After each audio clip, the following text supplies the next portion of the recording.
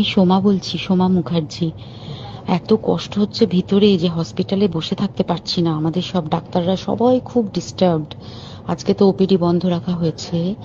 তোরা জানিস সমস্ত ঘটনা শুনলাম, যা যা মানে সত্যিকারের ঘটনা, যেটা আরজি করের ভিতরের যে ডাক্তার তারা তাদের বন্ধু বান্ধব মারফত এটা ছড়িয়ে মানে এসছে আমাদের কাছে। অ্যাকচুয়ালি যেটা ঘটেছে সেটা হচ্ছে, আমি শুনে তো মানে বিশ্বাস করতেও নিজেকে কেমন লাগছে রে। প্রত্যেকটা আমাদের ওয়েস্ট বেঙ্গলের প্রত্যেকটা মেডিকেল কলেজে, বিশেষ করে কলকাতার সরকারি মেডিকেল কলেজগুলোর প্রিন্সিপালরা, ডিপার্টমেন্টাল হেডরা, প্রিন্সিপালরা বিশেষ করে, তারা পাশ করানোর জন্য স্টুডেন্টদের কাছে রীতিমতো টাকা নেয়। যেসব স্টুডেন্টরা, ইন্টার্নরা, পিজিটিরা যারা ভালো করে ক্লাস করে না বা থিসিস তারা জমা দেবে, পিজিতে তো থিসিস জমা দিতে হয়, তো যারা MBBS final year final pass করবে না সাপ্লি পাইয়ে দেবে, ইন্টার্নের কমপ্লিশন দেবে না, ইন্টার্ন হওয়ার পর কমপ্লিশন না দিলে তারা রেজিস্ট্রেশন নাম্বার পাবে না, এই সমস্ত ভয় দেখিয়ে টাকা পয়সা নেয়। সমস্ত জায়গাতেই এটা আছে। এর মধ্যে সব থেকে নিকৃষ্টের থেকেও নিকৃষ্টতম হচ্ছে সন্দীপ ঘোষ, প্রিন্সিপাল, যে তোর আমাদের কি বলে আরজি কর মেডিকেল কলেজে। সেখানে ভাব যে ওনার একটা বিশাল নেক্সাস ছিল, যাতে উনি বেশ কিছু ইন্টার্ন, হাউস স্টাফ এদেরকে দিয়ে ওই নেক্সাসটা চালাতেন। তারা ওখানে একটা সেক্স র্যাকেট চালাতো, তারা একটা ড্রাগ র্যাকেট চালাতো। ড্রাগ র্যাকেট মানে ওই যে ওটাতে বলেছে না, ড্রাগ মানে শুধু ওই হেরোইন আর ব্রাউন সুগারের ড্রাগ খাওয়া বা মদ খাওয়া নয়।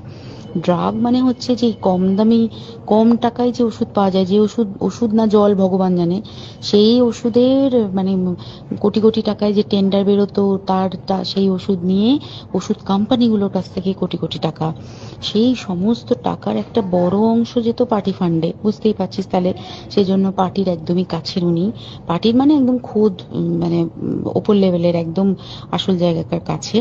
তো এবার উনি এই যে নেক্সাসটা চালাতেন, তাতে রীতিমতো কোন ইন্টার্নকে উনি পাশ করাবেন, কোন পিজিটিকে উনি থিসিস কমপ্লিট করাবেন, সেগুলো সব ভয় দেখিয়ে টাকা নিতেন।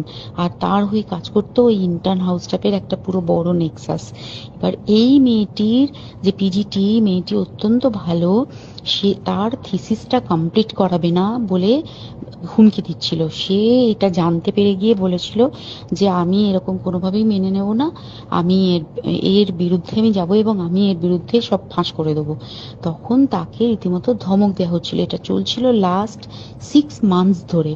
6 মাস ধরে তাকে হুমকি দেওয়া, তার প্রতি মানে বেশি বেশি প্রথমের দিকে কি করছিল, অত্যাচার করছিল। মানে কিরকম, বেশি বেশি করে নাইট ডিউটি দিচ্ছে, at a stress 36 hours duty, বেশি বেশি করে নাইট, বেশি বেশি করে খাটানো। এবং এগুলো সব জানে ডিপার্টমেন্টাল হেড, চেস্টের যে ডিপার্টমেন্টাল হেড সেও জানে, সিনিয়র পিজিটিরা সবাই জানে।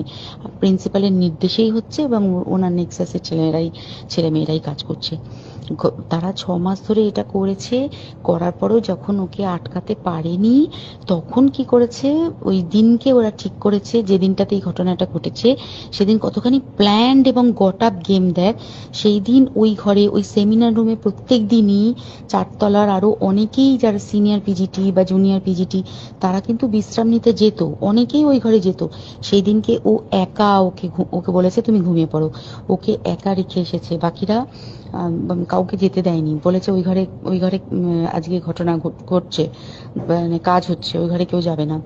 ওই ঘরে সেই দিনকে ওর সাথে যখন খাওয়া দাওয়া করেছে বাকি 4 জন, সেই 4 জনের মধ্যে একটি মেয়ে পর্যন্ত ছিল। সে কিরকম মেয়ে চিন্তা কর, এরা ডাক্তার না জানোয়ার জানি না, আমি জানোয়ার বললেও জানোয়ারদের অপমান করা হয়, কারণ জানোয়ার সমাজে এরকম কাজ হয় না।